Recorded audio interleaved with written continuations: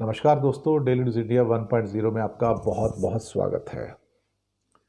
दोस्तों, सलमान खान को पाकिस्तान ने टेररिस्ट की लिस्ट में इंक्लूड कर दिया। मैंने जब खबर पढ़ी तो मैं भी हैरान हुआ। मैंने सलमान खान एक आतंकवादी, वो भी पाकिस्तान में, ये क्या चक्कर है भाई? मुझे भी समझ में नहीं आया। और हुआ क्या, दरअसल हाल ही में सऊदी अरब में एक प्रोग्राम था और उस प्रोग्राम के अंदर कुछ ऐसी बात कही गई जो पाकिस्तान को नागवार गुजरी है। वो क्या था जो नागवार गुजरी है?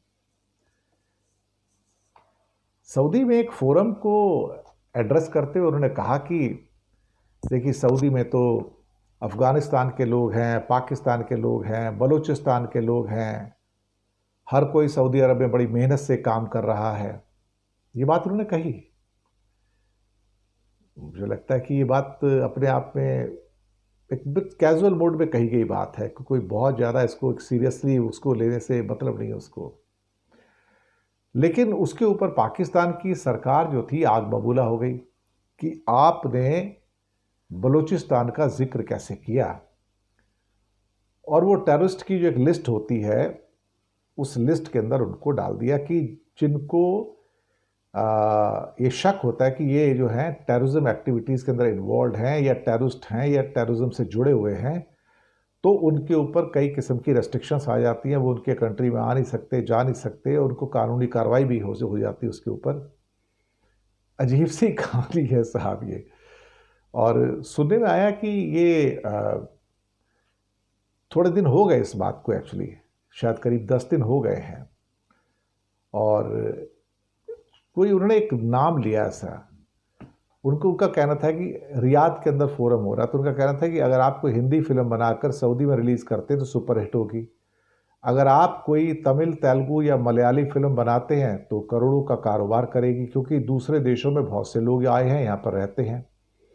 यहाँ पर अफ़गानिस्तान के लोग हैं, बलूचिस्तान के लोग हैं, पाकिस्तान के लोग हैं, हर कोई यहाँ काम कर रहा है। और सुना इस कार्यक्रम में शाहरुख खान और आमिर खान भी मौजूद थे।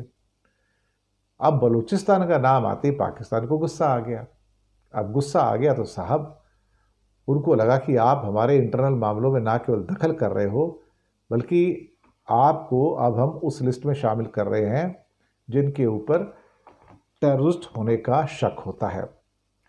तो साहब एक फोर्थ लिस्ट उनकी होती है पाकिस्तान की, कोई जो टेररिज्म के ऊपर है। तो सलमान खान साहब अब हिंदुस्तान के डार्लिंग, हालांकि सलमान खान के चाहने वाले तो पाकिस्तान में भी करोड़ों हैं, मैं आपको बताऊँ, लाखों नहीं करोड़ों हैं।